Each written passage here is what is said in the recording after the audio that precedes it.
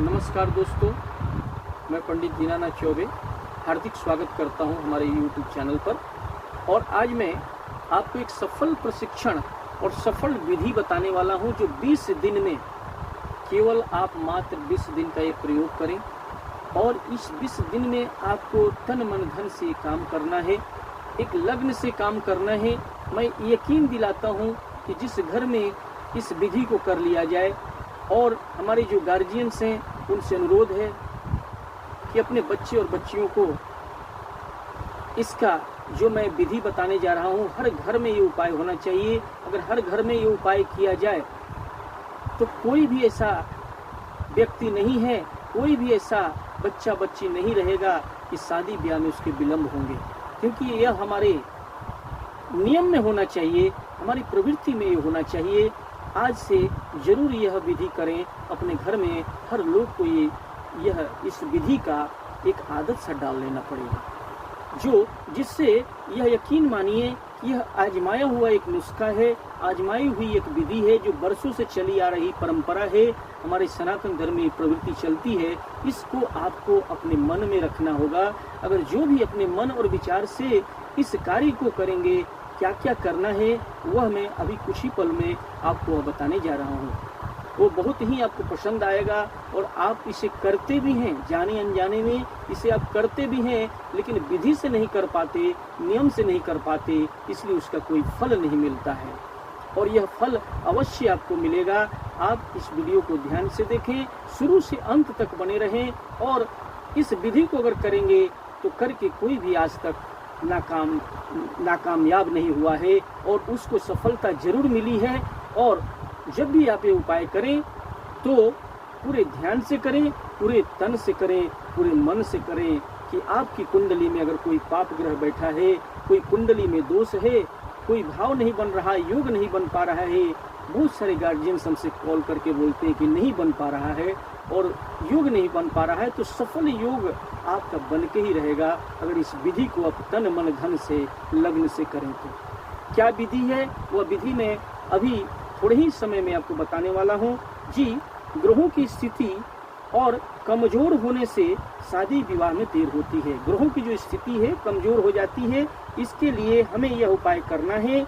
और अगर इसका विवाह समय पर नहीं हो रहा है, किसी का विवाह समय पर नहीं हो रहा है, तो बृहस्पति ग्रह तथा शुक्र ग्रह मजबूत फल जो आपको नहीं दे पा रहे हैं, उनकी मजबूत स्थिति अगर नहीं बन पा रही है, तो इसका मतलब यह है कि आपकी राशि में सप्तम भाव में ग्रहों की स्थिति, बृहस्पति कमजोर है, शुक्र कमजोर है। इसको ध्यान देना होगा कि इसे आपको मजबूत करना होगा। और दोस्तों, शनि मंगल के दोष को समाप्त अगर कर दिया जाए, शनि मंगल आपके ग्रह में, आपकी कुंडली में शनि मंगल ये सभी जो भी हैं, सूर्य, इनकी कुदृष्टि और पाप दृष्टि की वजह से भी शादी ब्याह में विलम्ब होती है। अगर शुक्र कमजोर हो, बृहस्पति कमजोर हो, तब भी शादी में विलम्ब होता है। शनि, राहु, केतु और सूर्य, इन सबकी कुदृष्टि की वजह से भी जो पाप ग्रह आपकी कुंडली में बैठ जाते हैं, उसकी वजह से भी शादी ब्याह नहीं होती है।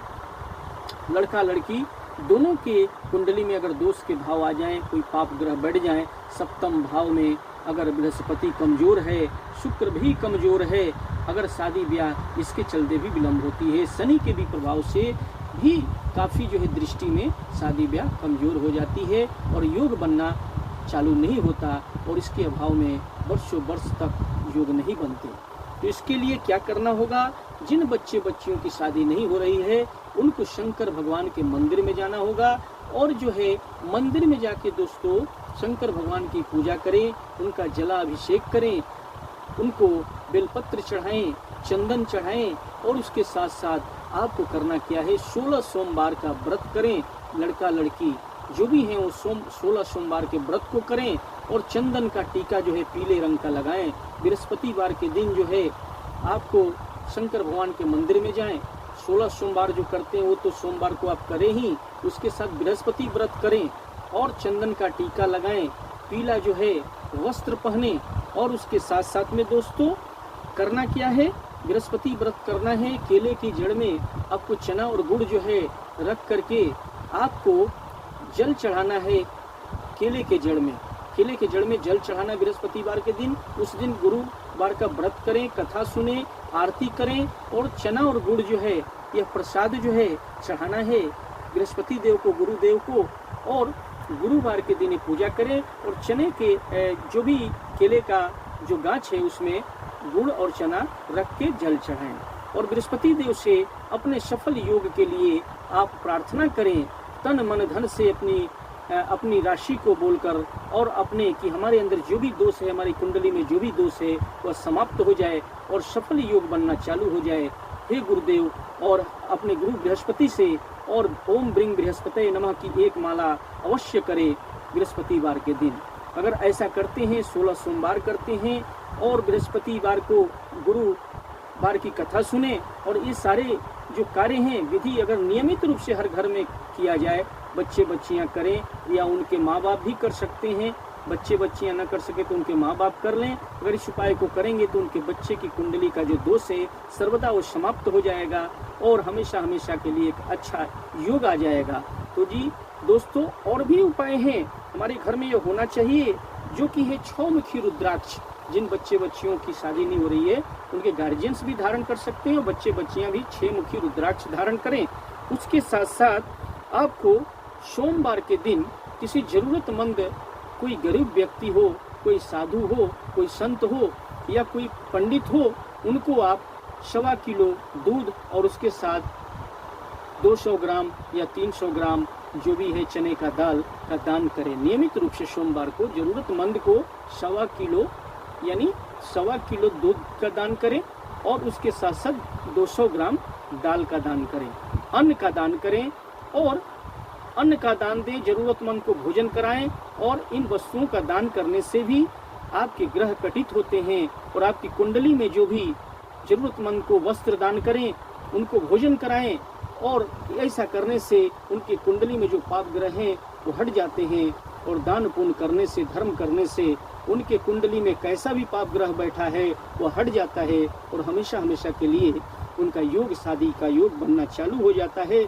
अगर जिनके कुंडली में मंगल दोष है वो रोज हनुमान चालीसा का पाठ करें और रोज कम से कम 5 बार हनुमान चालीसा का पाठ सुबह शाम करें। ऐसा करने से आपकी कुंडली में मंगल दोष भी समाप्त हो जाते हैं हमेशा हमेशा के लिए, और हमेशा के लिए योग बन जाता है, उनका भी शादी ब्याह हो जाता है। तो जिस घर में अगर नियमित रूप से यह कार्य किया जाए तो उनके बच्चे बच्चियों की शादी होने से कोई रोक नहीं सकता। नमस्कार दोस्तों, लेकिन हमारा अगर वीडियो पसंद आया हो तो उसे लाइक करें, चैनल को सब्सक्राइब करें, ज़्यादा से ज़्यादा इसे बेल आइकन पर प्रेस करें जिससे आपको सूचना मिलती रहे और ज़्यादा से ज़्यादा लोगों में इसे शेयर करें। नमस्कार दोस्तों।